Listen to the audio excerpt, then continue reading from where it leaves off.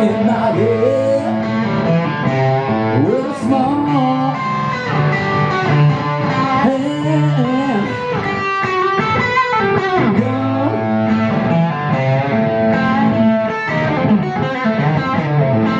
No singing along, starting the war and war.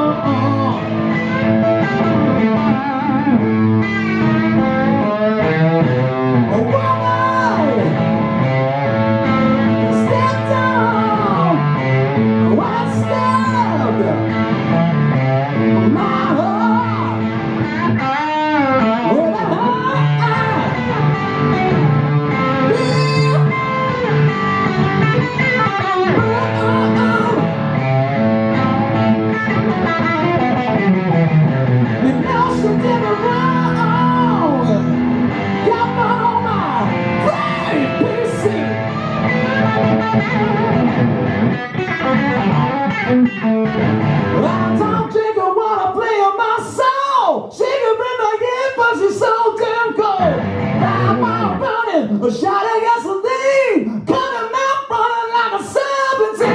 A woman, she a woman of a mind.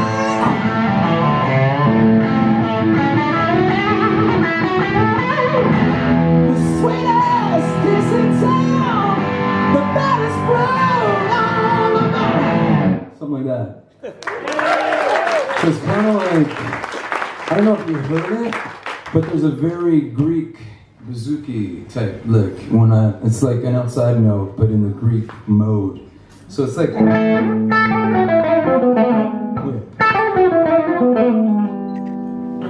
I can't even do it now.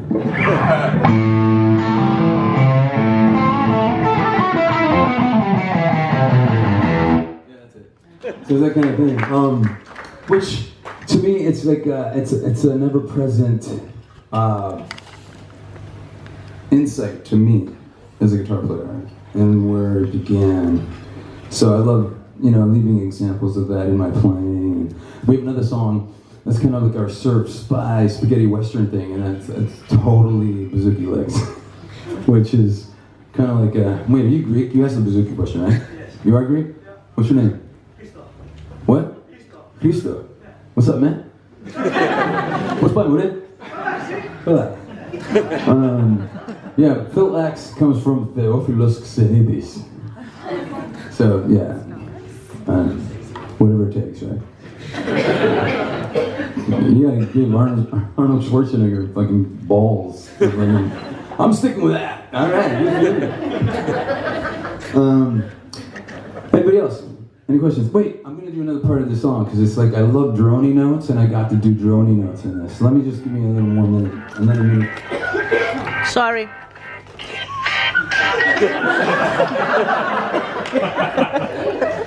That was good. What song was that? Blow my brains out. See? If your phone's gonna ring at my clinic and it's my song, it's okay. Like, no shit. That's a good one. So after this, oh wait, I'll do the solo and then I'll go into the verse after, so it's kind of simple.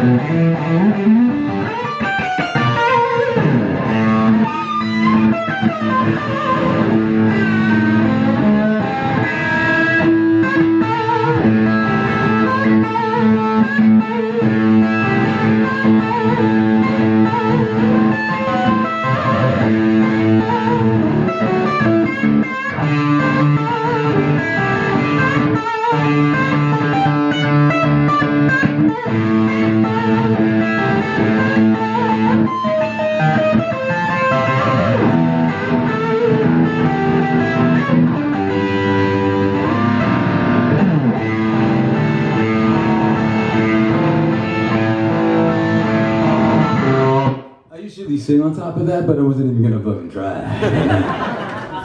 I gotta get my band on the road. Okay, so the droney thing is it also comes from like a Greek thing, but it's also like I love droning and rock, classic.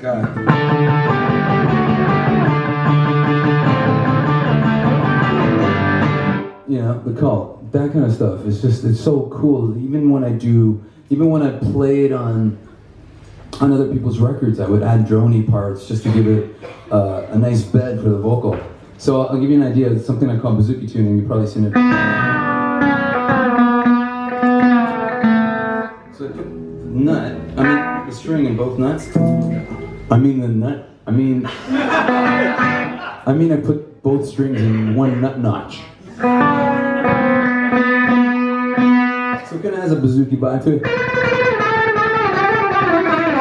That kind of thing, right? But when you put distortion on it, you get like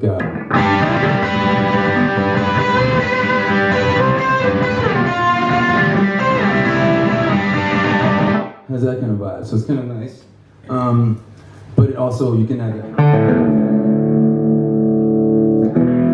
like the strings are different gauges, so when you tune them to the same pitch, the vibrato affects them differently. And plus, when you hit it open, the metal rubs, so you get this kind of really cool vibe. He talked way too much about guitar. I can see all your faces right here.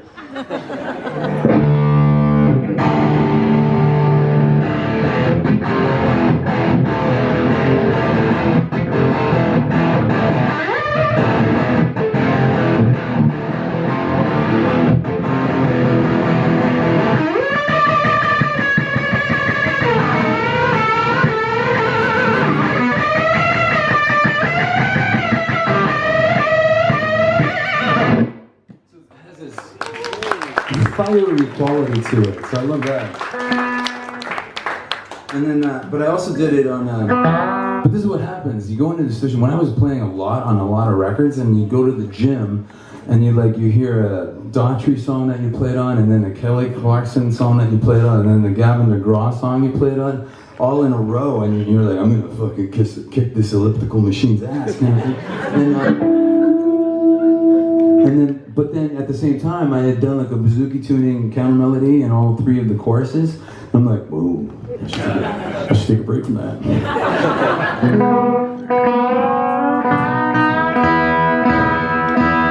It also works. It also works when you drop the A to E.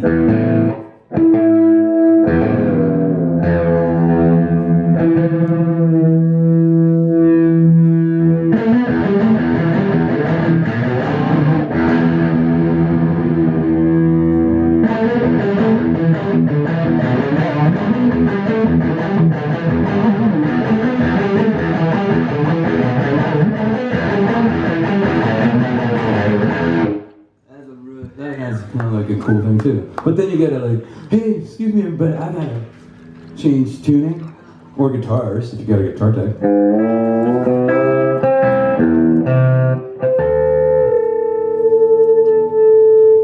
Use that. So I'm gonna tomorrow. And Phil, it's 5:30. Was that? 5:30. Is it? Yeah. Okay, I'm gonna do one more little thing, then we're gonna take photos. Cool? Thank you.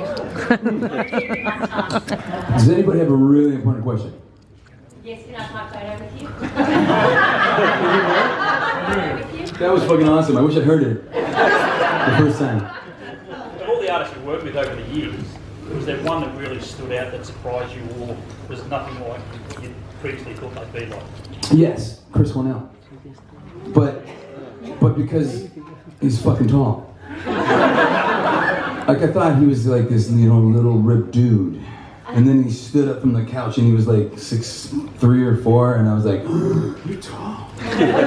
But no, he was like an amazing guy, and his voice was fantastic. And when you get into a situation where you get to I'm hearing my guitar come out of the speakers at the same time as Chris Cornell's voice.